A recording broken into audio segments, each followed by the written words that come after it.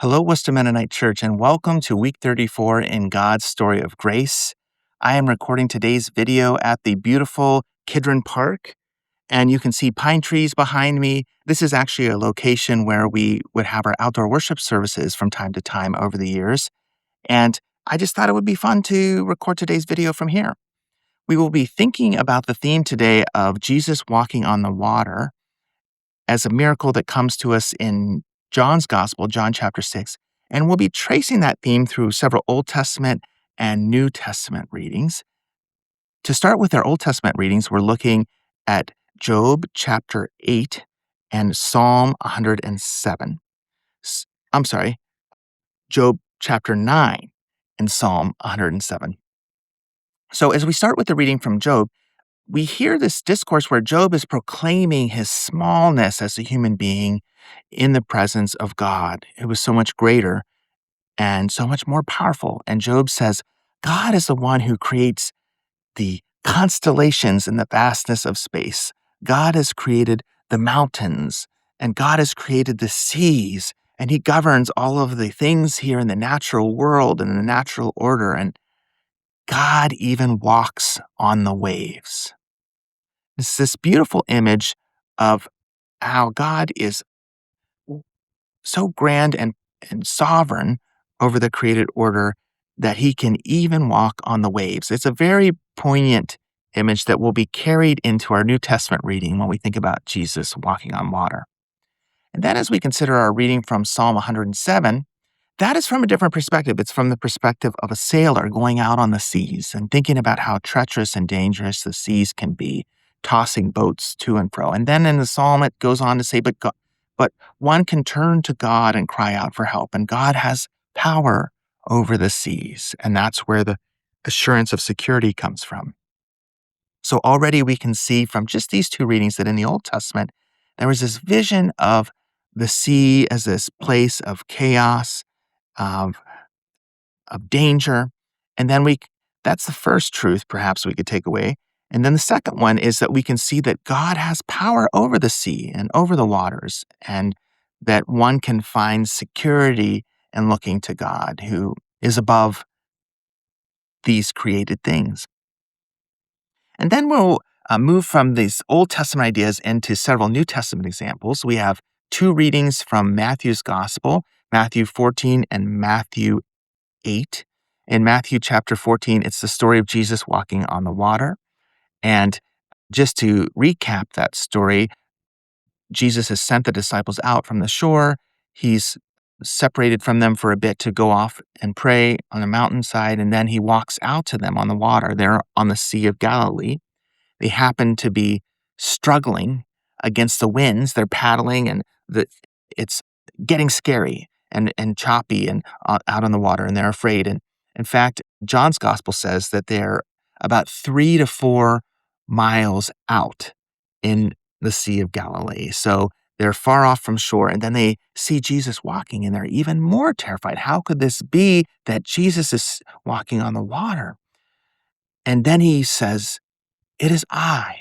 Do not be afraid." He comforts them. And when they see that it's him, they take heart. And Peter says, "Call me out on the waters to you." And Jesus does. And then as Peter goes out to him, Peter begins to sink.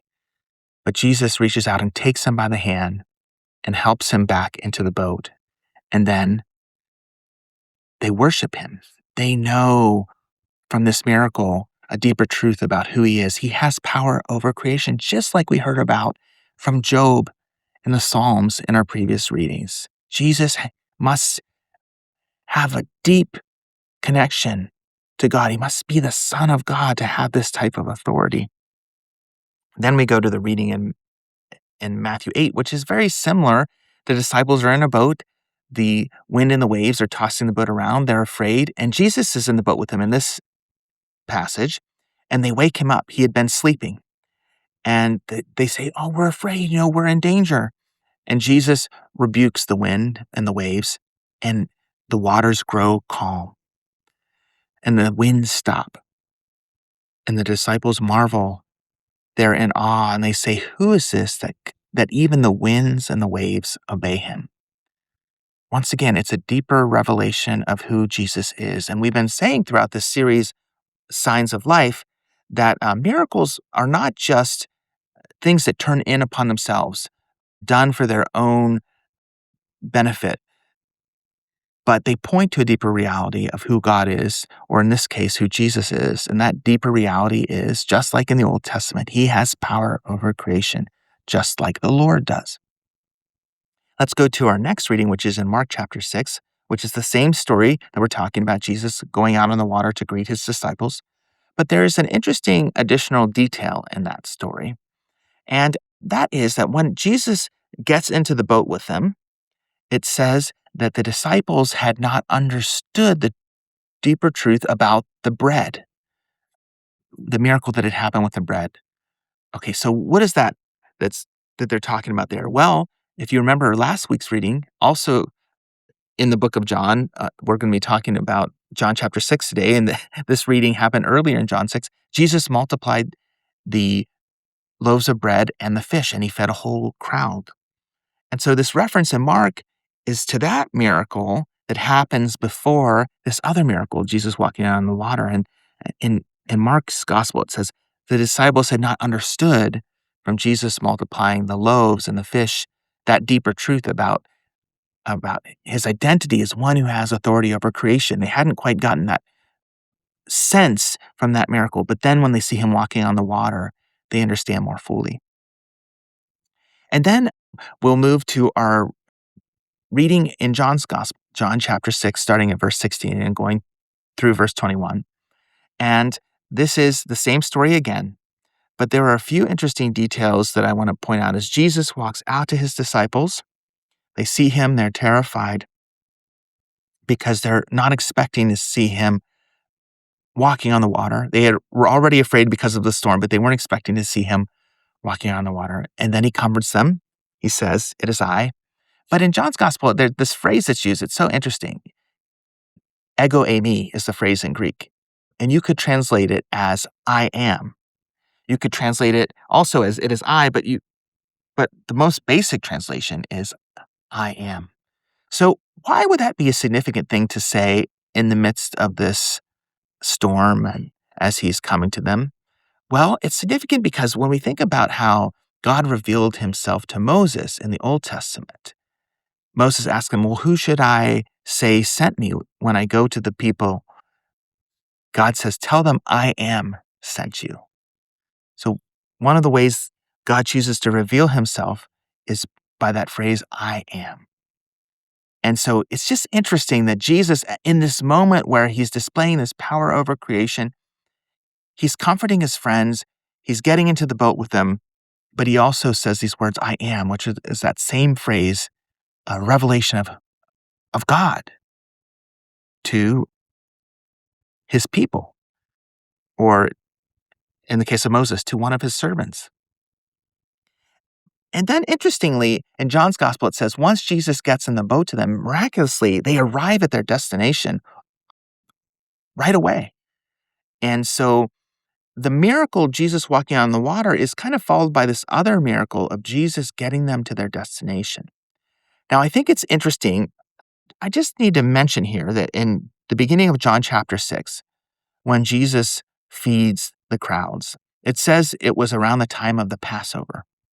So we have the festival of the Passover, celebrating God delivering the people of Israel out of Egypt. And then these two miracles happen right around that time of the festival that celebrates that, the multiplication of the loaves and Jesus walking on the water and getting his disciples safely to the other side of the Sea of Galilee. Now, what were two of the main miracles that God performed during the Exodus that reminded his people that he was with them? He brought them through the Red Sea. He parted the Red Sea for them and brought them safely through the waters. And he fed them with manna in the wilderness. So isn't it interesting? Around the time of the Passover, Jesus does these two foundational miracles that show provision for his people. He feeds them and he gets them safely across the waters, which parallels perfectly the Old Testament story of salvation of God freeing his people, bringing them safely through the waters of the Red Sea and feeding them in the desert when he feeds them with manna. And that point is driven home even further in John chapter 6 when Jesus says, I am the bread of life. And if you eat of me, you will never die. And he talks about the manna that people ate in the desert. He said when people ate that food, eventually they physically would die again. But when you eat the bread that the Son of Man gives, you will live forever.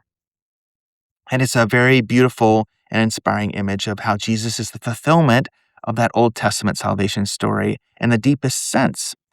And just as a little side note, this year we have been purposefully celebrating communion more regularly, and it has been a way for us to think about how do we draw near to Jesus and experience his presence, encounter Jesus, and receive that life from him and that grace, that love that we need to flourish.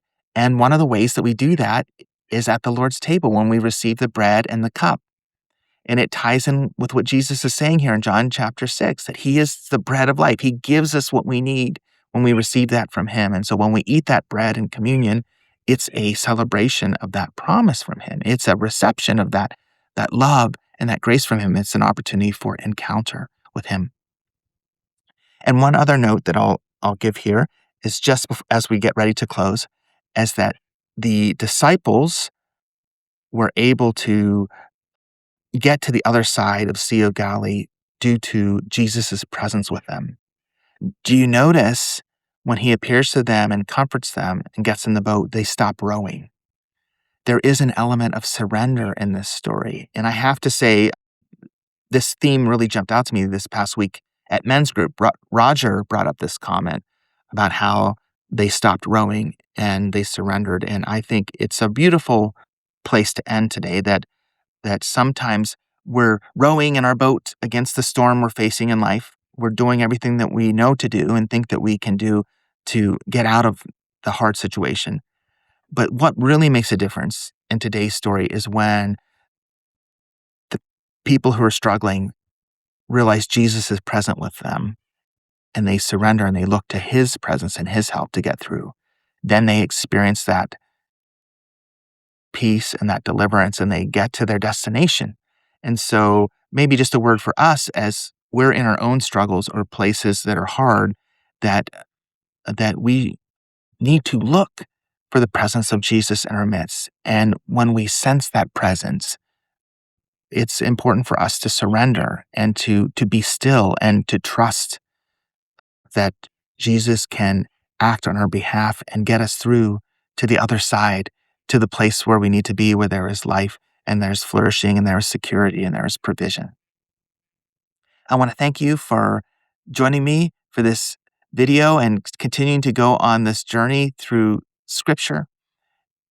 And until next time, goodbye.